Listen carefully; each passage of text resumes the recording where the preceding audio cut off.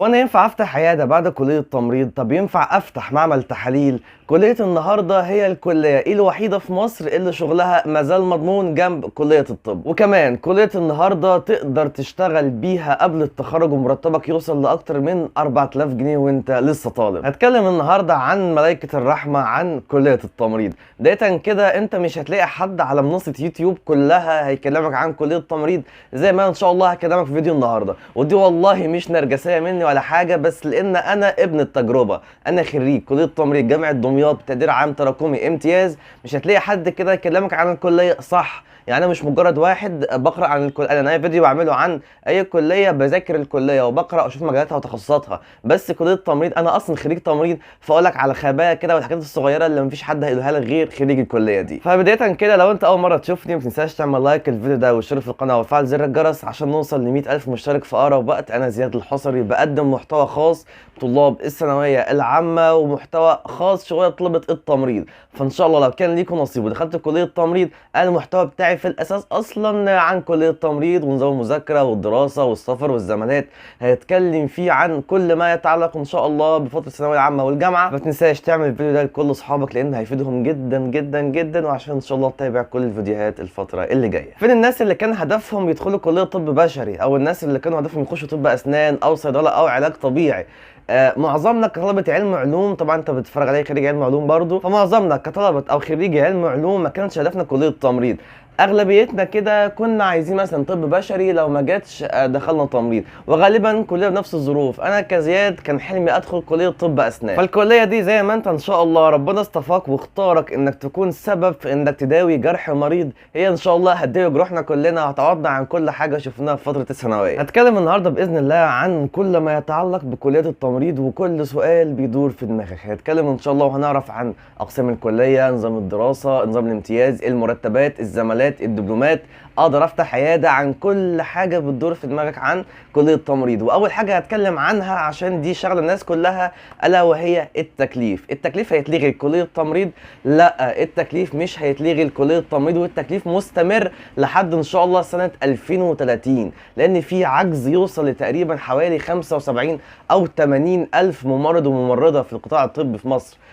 لان خريج كليه تمريض وطب بشري اول ما بيتخرجوا فرص السفر عندهم كبيره جدا، فالناس بتتخرج وبتسافر على طول، فبالتالي بيكون في عجز رهيب في المنظومه الصحيه. وده مش كلامي، ده كلام دكتور كوثر محمود، كمان دي نقيب التمريض والمسؤول عن التمريض كله في مصر. فان شاء الله التكليف مش هيتلغي. طب ايه يا عم زياد اللي هيتلغي بالظبط؟ اللي هيتلغي هو تكليف كليات الصيدله، العلاج الطبيعي، الطب البيطري، كمان كليه طب الاسنان. طيب طالما دول هيتلغوا، ليه حطوا تمريض معاهم؟ او ليه مثلا ما قالوش تمريض وبشري وفن صحي وفني تمريض مش هيتلغوا؟ لان طبيعي كده وبديهي ما ينفعش اقول لك انا هلغي تكليف هلغي تكليف مثلا صيدله واسنان وعلاج وبيطري، ومش هلغي تكليف مثلا طب بشري وتمريض. مش حاجه اسمها كده. طب هقول لك اشمعنى دول؟ لكن هو عمم مطلع كده كلمه تحت مسمى التكليف حسب الاحتياج. فان شاء الله ما تقلقوش، يعني كمان 5 سنين قدام التكليف ممكن يفكروا كمان هم يسيدوا بيه عجز، مش يلغوا التكليف. فده كده قولا واحدا ان شاء الله التكليف مش هيتلغي، فتوكل على الله في الكليه بتاعتك وما تشيلش هم اي حاجه. نظام الدراسه عندنا في كليه التمريض 5 سنين، 4 سنين دراسه وسنه امتياز او سنه تدريبيه. مش بتتخرج غير لما تقضي سنه كامله 12 شهر في المستشفيات الحكوميه او الخاصه. في كليه التمريض عندنا بندرس من اكتر من كليه، بندرس مواد من طب بشري، من صيدله، من كليه علوم، ده غير كمان مواد التمريضيه البحته بتاعتنا. المواد اول حاجات اللي انت هتدرسها من كليه طب بشري، هتدرس اناتومي علم التشريح واللي احنا خدناه في الاحياء والكعبره والزند، بس طبعا كل ده بالانجلش. تدرس كمان الباراسيتولوجي والباراسايتس والمايكرو اورجانيزم الصغيره. تدرس كمان فيسيولوجي علم وظائف الاعضاء، وتدرس كمان هيستولوجي او علم الانسجه. بصراحه دراسه المواد نفسها في الكليه ممتعه جدا لانها خليط كده او ميكس ما بين كذا كليه. كمان من كليه علوم ان شاء الله هتدرس حاجه اسمها مايكروبيولوجي، دي ماده جميله جدا وتدخل المعمل وهتدرمغ الدنيا هناك. وكمان هتدرس البايوكيمستري او الكيمياء الحيويه. ومن كليه الصيدله هتدرس طبعا الماده الاساسيه هي الفارماكولوجي او الفارما او علم الادويه. ده غير كمان المواد التمريضيه البحته اللي انت ان شاء الله هتدرسها. وكمان ده غير المواد او المقررات الجامعيه زي مثلا حقوق انسان، قضايا مجتمعيه، حاجات كده مش بتضاف للمجموع، لكن اللي ذكرناه مواد طب وصيدله وتمريض وعلوم بيضافوا للمجموع وصميم دراستك. كليه التمريض عندنا فيهم اكتر من 8 اقسام. اول قسم معانا هو قسم اساسيات التمريض، تاني حاجه الباطن الجراحي او بطن وجراحه، تالت حاجه نساء وتوليد، رابع حاجه اطفال، خامس حاجه مسنين، سادس حاجه نفسيه، سابع حاجه الاداره، تامن حاجه الكوميونتي او صحه المجتمع. تعالى كده اما اكلمك عن قسم من دول بالتفصيل. اول قسم هكلمك عنه هو قسم اساسيات التمريض، جايه من اسمه اساسيات تمريض،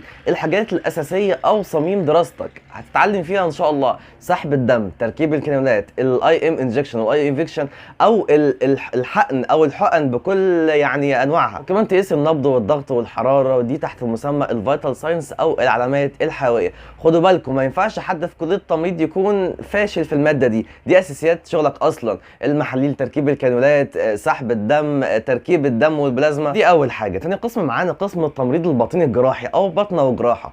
البطنه دي تدرس فيها كل ما يتعلق بامراض البطنه، كمان الامراض المزمنه، طبعا مفيش بيت في مصر نادرا يخلو من امراض الضغط والسكر، كمان امراض القلب، لان اكيد هيقابلك حد من عيلتك او حد من قرايبك او من جيرانك عنده ضغط او سكر او قلب، فتعرف كل ما يتعلق بامراض او الامراض الباطنيه، وكمان العلاجات والنيرسينج انترفنشن ودورك كتمريض فيها ايه، وكمان انت هتكتب الخطه العلاجيه اللي هيمشي عليها ان شاء الله مريض البطنه. طيب هي اسمها بطنه وجراحه، اتكلمنا عن البطنه، دلوقتي هنتكلم عن الجراحه. اسمها جراحه يبقى اوضه العمليات او الاو ار او الاوبريشن روم. اوضه العمليات هتاخد ان شاء الله وهتعرف ازاي تجهز المريض وتحضره قبل ما يدخل العمليات، ياخد ايه ما ياخدش ايه العلاجات بتاعته، كمان دورك جوه اوضه العمليات نفسها، حاجه اسمها سكراب نيرس او سيركوليتنج نيرس، تعرف كده ان شاء الله في الفيديوهات اللي جايه، بس انا بديك نبذه كده او هنت بسيط عن اللي بيحصل في قسم الجراحه. تعرف ان شاء الله الادوات اللي بتستخدمها، اللي انا كنت مفكرها في الاول عباره عن مقصات، هما مش مقصات خالص، دي ادوات لها علاقه بالجراحه او العمليات. كمان ان شاء الله الخطه العلاجيه انت بتكتبها للمريض باذن الله بعد ما يخرج من العمليات. نيجي نتكلم عن الاطفال، والقسم ده المفضل الى حد ما للبنات، الحاجه كيوت كده، والاطفال والحضانات، هتعرف كل الامراض اللي لها علاقه بامراض الحديث الولاده، كمان طرق التعامل معاهم، ودي حاجه مش سهله شويه للولاد، في ولاد كتير شغالين حضانات، بس الموضوع انا برشحه للبنات اكتر. القسم اللي هنتكلم عنه بعد كده هو قسم الكريتيكال او الامرجنسي او الحالات الحرجه والطوارئ، وانا بعتذر نسيت اقوله في التايتل فوق. يعني الحالات الحرجه والطوارئ هي من اسمها تتصرف ازاي وانت واقف في الطوارئ، لو حالك جايه لك بتأرست او بتموت تتصرف معاها ازاي، حالات البرد، حالات الحروق، اي موقف خطر لا قدر الله في حادثه او حاجه تتصرف ازاي، تعمل ايه، تشيله ازاي، ما تشيلوش ازاي. كمان دورك داخل العنايه المركزه عليك مسؤوليه كبيره جدا جدا جدا، لان بقرار واحد منك تقدر انك، طبعا ده بعد فضل ربنا علينا وعليكم، تقدر تنقذ مريض من الموت. فالقسم ده هو اسمه كريتيكال، هو فعلا كريتيكال او حالات حرجه. فالقسم ده هيعلمك تشتغل تحت ستريس وتحت ضغط وتشوف حالات، والله ما تنزلوا المستشفى باذن الله. خدوا بالكم في كل قسم من الاقسام دي هتنزلوا المستشفى وتتدربوا وتشوفوا حالات ليها علاقه بالاقسام اللي انتوا نازلينها. اتكلم دلوقتي عن قسم النفسيه او السايكاتري، ده من امتع الاقسام في كليه التمريض، ده اكتر قسم انا كنت بعشقه، كنت بحبه جدا.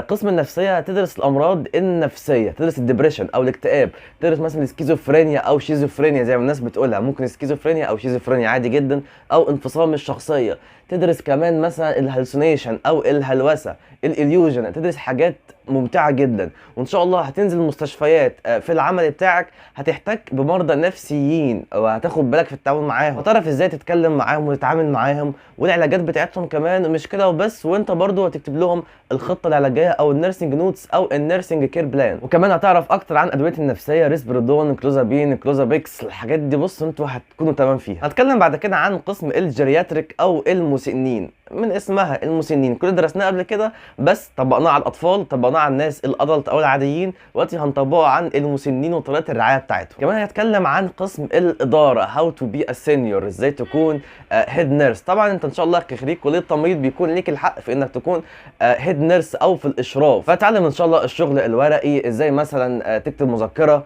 لو انت لا قدر الله حصل لك مشكله تقدر تتصرف فيها ازاي، كمان لو انت لا قدر الله اديت علاج غلط تقدر تبرأ نفسك من المشكله دي ازاي. ازاي عن طريق حاجه اسمها انسيدنس ريبورت. تتعلم كل حاجه ليها علاقه بالشغل الورقي او الورقيات والاداره والتفويض وازاي انت تقود مستشفى او هاو تو بي ا ليدر. واخيرا هنتكلم دلوقتي عن قسم الكوميونتي او صحه المجتمع. انت كخريج كليه تمريض مش مقتصر بس على الخطه العلاجيه والكلام ده كله، لا احنا دورنا اسمنا هيلث اديوكيتورز او احنا مثقفين صحيين. طيب ادينا الحق ننزل المدارس نديهم تثقيف صحي. انت بتعمل تثقيف صحي في لاهلك في البيت. لو حد مثلا قال لك اخد كذا ما اخدش كذا، طب العلاج ده اخده ولا ما اخدوش، طب مثلا الاكل ده مفيد ليا ولا مش مفيد، ده اسمه تثقيف صحي او انت بتفيده. فان شاء الله في الاريا دي هتنزل مثلا معارض، كمان محلات، تنزل مدارس، هتنزل انا ايامي مثلا ما كنت في الكليه نزلت مجزر آلي، نزلت مثلا مدارس يجي 4 أو 5 مدارس، نزلت كمان مصالح حكوميه عشان نديهم تثقيف صحي. ما تقلقش ان شاء الله كل قسم من الاقسام ال8 او ال9 اللي انا ذكرتهم ان شاء الله هتنزل تدريب عملي ليهم في المستشفيات وهتحتك وهيكون عندك خبره كامله. طيب عايز اتكلم معاكم كده في موضوع مهم برضه بيدور في بال الناس اللي هيتخشوا ان شاء الله كليه التمريض. هل خريج كليه التمريض او التمريض ده مساعد الدكتور؟ لا مش مساعد الدكتور. الدكتور ليه جوب ديسكريبشن او وظيفه واحده، وانا كخريج كليه التمريض ليا جوب ديسكريبشن او وظيفه منفصله شويه عنه. هو بيكتب الميديكال انترفنشن او بيكتب الميديكال بلان وانت بتكتب النيرسينج بلان. لان زي ما انا قلت لك وانا بشرح لك الاقسام، قلت انت عندك استقلاليه فين؟ استقلاليه في اتخاذ القرار. عشان كده قلت لك في كل واحده منهم انت بتكتب النيرسينج كير بلان او بتكتب له او بتجهز له الخطه العلاجيه اللي بيمشي عليها. فانت عندك استقلاليه تامه في اتخاذ القرار بتاعك. عشان ده مفهوم خاطئ عن التمريض هو مساعد الدكتور. طيب فلنفترض ان احنا شلنا التمريض من المستشفى كله، هل الدكتور هيعرف يشتغل؟ اكيد لا طبعا. ولو شلنا الدكاتره من المستشفى برضه كلها التمريض مش عارف يشتغل. احنا الاثنين بنكمل بعض وكل واحد ليه شغل مختلف تماما عن الثاني. سؤال مهم، هل كليه التمريض كليه سهله ولا كليه صعبه؟ بصراحه مش هخبي عليك، انا الحمد لله متخرج وابتديت اكون امتياز، بس عايز اقول لكم ان كليه التمريض كليه صعبه شويه. طيب صعبه شويه ولا عادي؟ لا هي كليه الى حد ما تمام، بس صعبة على اللي مش بيذاكر. لو انت بتذاكر اول باول وباستمرار ان شاء الله مش هتلاقي اي صعوبة. انا الحمد لله ال4 سنين بتوع الكلية كنت امتياز، لان كنت باجي المحاضرة بقراها وبذاكرها خلاص ما بفتحهاش بقى غير قبل الامتحان. وان شاء الله هنتكلم عن طرق المذاكرة. لو انتوا ليكم نصيب ودخلت كلية التمريض ان شاء الله معايا هكلمكم عن طرق المذاكرة وتفاصيل كتير جدا ان شاء الله الفترة اللي جاية. انا كده خلصت ال4 سنين بتوع الكلية بتاعتي كلية التمريض. ماذا بعد؟ هعمل ايه؟ يبقى كده اتبقى لي حاجة واحدة وهي سنة الامتياز. 12 شهر بنزل اتدرب بقى واطبق كاني خلاص كاني هشتغل. والميزه في سنه الامتياز دي ان انت بتقبض مرتبك، والمرتب ده من 2300 ل 2500 جنيه، يعني كل شهر انت بتقبض خلاص وانت لسه اصلا ما اتخرجتش رسمي. وانت دحيح شويه كده بقى ممكن تاخد امتيازك في مستشفى دوليه او مستشفى خاصه زي مثلا مستشفى السعودي الالماني، مستشفى دار الفؤاد، مستشفى دكتور مجدي يعقوب للقلب، مثلا مستشفى السلام الدولي، مستشفى مثلا العربي. كمان تقدر تاخد امتيازك في مستشفى 57 357. فالمجال جميل جدا. طبعا انك تخش المستشفيات دي بيكون في بروتوكول ما بين الكليه. انا قلت لكم يا جماعه اعملوا لايك واشتراك في القناه عشان انا هكلمك عن ده بالتفصيل ان شاء الله الفتره اللي جايه. بس باختصار كده اوديك هنت بسيط، انت بتعمل انترفيو في المستشفى دي ولو نجحت بتاخد امتيازك عادي جدا، ولو لا قدر الله ما نجحتش في الانترفيو دي بتاخد امتيازك في مستشفى الجامعه عندك من غير اي مشكله خالص وهتاخد امتيازك. بعد ما قضيت 12 شهر في المستشفيات سواء انا مستشفى خاصه او مستشفى الجامعه، ماذا بعد؟ انا كده اتخرجت؟ لا استنى بس عليا شويه. انت بتمتحن حاجه اسمها امتحان مزاوله المهنه، وده اول مره يتطبق كان السنه دي على دفعتي وانا امتحنته والحمد لله نجحت فيه. امتحان على ال4 سنين طبعا، وهو امتحان كان رخم شويه بس لسه بدري عليكم. ده ان شاء الله بتمتحن في اخر امتيازك، يعني كمان 5 سنين من دلوقتي، فما تشيلش هم خالص. في معلومه مهمه جدا، الكليه توزيعها توزيع جغرافي، يعني بالفرض لو انت من دمياط عايز تخش كليه تمريض جامعه القاهره مفيش مشكله وينفع لو انت جايب مجموعه، عايز تخش اسوان تمام مفيش مشكله، تخش في جنوب الوادي في اي مكان مفيش مشكله خالص. فالكلام ده ما كانش ينفع من سنتين. من سنتين بالظبط كان التوزيع اسمه توزيع اقليمي. يعني ايه توزيع اقليمي؟ توزيع اقليمي معناه لو انت مثلا من المنصوره يبقى ما ينفعش تدخل غير كليه تمريض جامعه المنصوره، حتى لو انت كنت جايب مجموع القاهره او جايب مجموع مثلا اسكندريه او جايب مجموع مطروح. لا زمان ما كانش ينفع تخش غير المحافظه بتاعتك.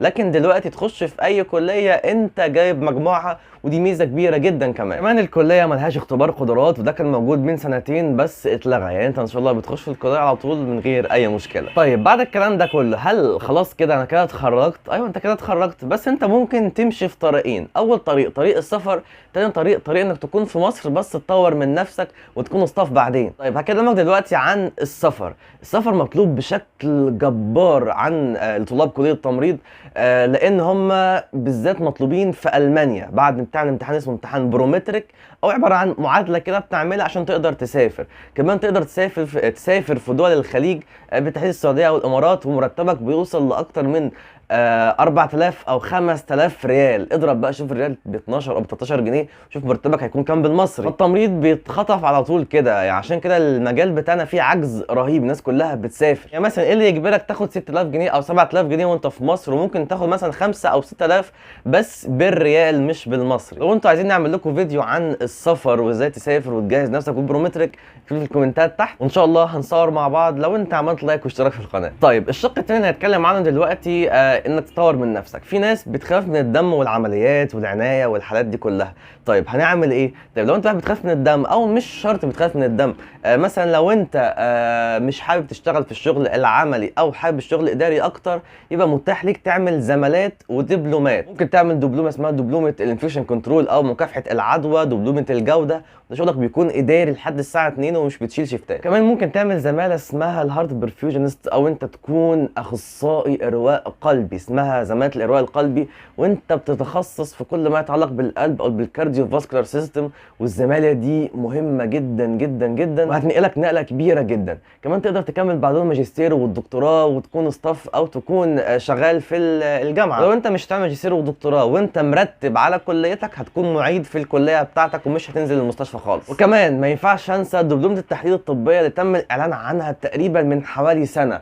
تقدر تفتح معمل تحاليل طبيه، بس لحد دلوقتي عشان بس الكلام يكون واضح وصريح، لحد دلوقتي مفيش اي حد فتح معمل تحاليل طبيه، عشان محدش يقول انت بتضحك علينا. لا، هو الدبلومه موجوده بس لسه محدش اتخرج منها عشان نعرف هو اوريدي فتح ولا ما فتحش. بس دي المفروض ان انت يكون عندك الصلاحيه بعد كل ما تجيب كل موافقاتك وكل حاجه انك تفتح معمل تحليل طبيه. وان شاء الله خلال سنه من دلوقتي الناس هتتخرج منها وهنعرف بالتحديد واقول لك 100% تم ولا ما تمش. باختصار كده الكليه دي جبر الخواطر، كليه جميله جدا جدا جدا، وانا شايفها بصراحه الجند المجهول في المجال الطبي كله. ربنا يكون بيحبك لو اختارك وكنت موجود في كليه التمريض. طيب سؤال عايز اجاوب عليه برضه ذكرته في بدايه الفيديو، ينفع اكمل كليه طب بشري بعد كليه التمريض؟ لا ما ينفعش، قولا واحدا كده ما ينفعش تكمل بشري بعد كليه التمريض. طيب سؤال تاني، ينفع افتح عياده من كليه التمريض؟